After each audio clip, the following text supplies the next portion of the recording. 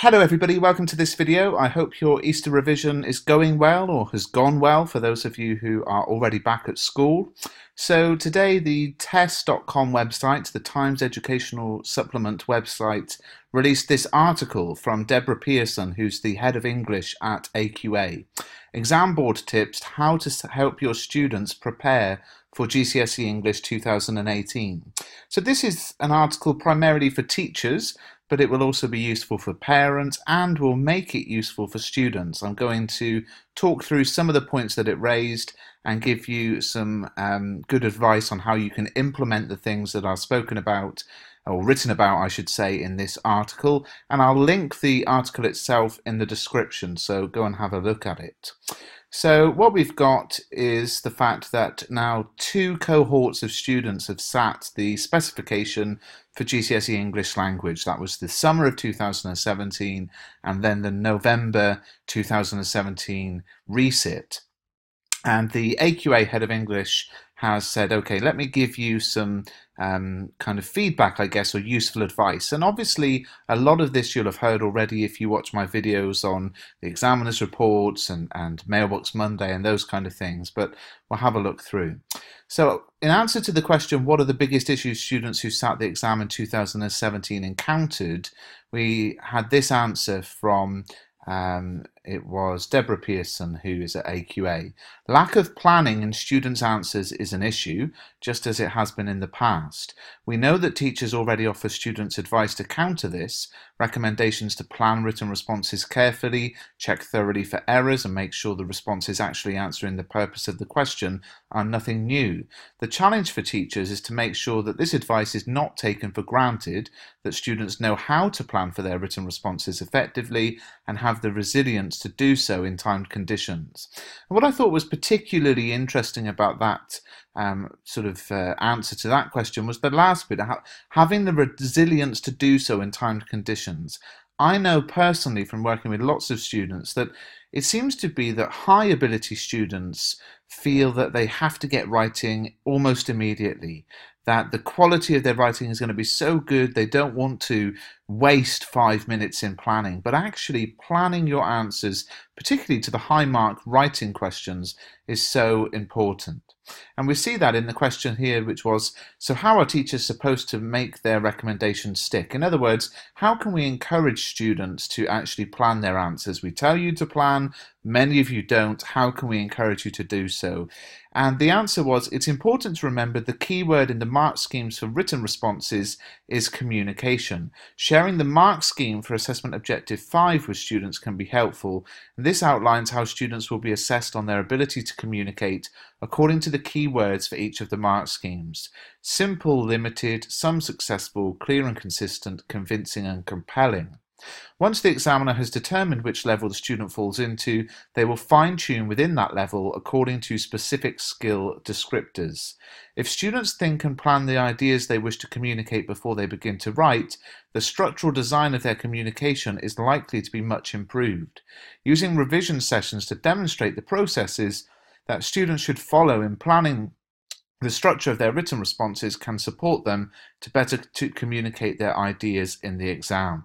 So what's this saying? Well, yes, we should be planning our answers, because if you plan, your communication is likely to be improved, but we need to demonstrate how to plan. Now, for me, there are obviously different styles of questions. They require different styles of planning. Paper 2, question 5, which is, presenting your viewpoint on a topic. I always like to think about the purpose, the audience, and the form. Think about who the audience is, anticipate their likely counter-objections, their likely response to what you're going to say, and address those points in your answer as well. I've talked about that in many videos in my Paper 2 playlist. What are the planning processes? Now this, I think, is the key point that made me want to make this video. Planning is much more than a quick spider graph. It's about the thoughtful arrangement of ideas, the key points that need to be made for each idea, and consideration about how to prepare a response that is consciously crafted. So all of us, I think, are familiar with the idea of planning through, a spider diagram or bullet points or some kind of bubble map or whatever it is. But it's not just about, quickly 3 or 4 ideas. It's about thinking about how to arrange those ideas. And the examiner's report did point out, didn't it, that it's very important to think about the structure of your answer. How are you going to start? Could you possibly have a cyclical structure? Could you end back where it began? Could you think carefully about the repetition of key ideas, for example? All of those sorts of things. And then I think it really interesting how the article finished, and you can read the whole thing yourself. But here, is there anything else I need to make students aware of? The reading questions on both AQA papers in Section A have been designed to support students with their responses in Section B. For example, Paper 1, Question 3 encourages students to think increasingly about structure. If students can apply what they learn about how writers structure text to their own creative writing, this will help improve the quality of their responses. I've talked about this in many of my videos. There is an approach to this exam, and many people take it, and I'm not saying that it's out and out wrong. There is an approach to this exam where students start with question 5 and then go through questions 1, 2, 3, and 4. And they do that because question 5 is the one question which is worth half the marks in the entire paper. However, the exam is created in such a way that it makes sense to answer 1, 2, 3, 4, 5 in order, because what you analyse in questions, particularly 2, 3, and 4, you can then go on to demonstrate in question 5. And that's the point that Deborah Pearson, who is the head of English at AQA, is making here. The point is that if you actually stop and plan your answer, you should not just be planning the content, the ideas that will go into the answer, but the use of language, the use of structure, the use of tone, whatever it is, the sorts of things you've been analysing in questions 2, 3, and 4. So when you go to your question 5, you can actually stop and think, okay, what did the writer do that I've just analysed for the best part of, an hour in questions 2, 3, and 4? Okay, they had a cyclical structure, they had repetition for effect, they varied their sentence length, or whatever it is, pathetic fallacy, metaphors, all those kinds of things. Okay, I will now go on to do those things myself in question 5.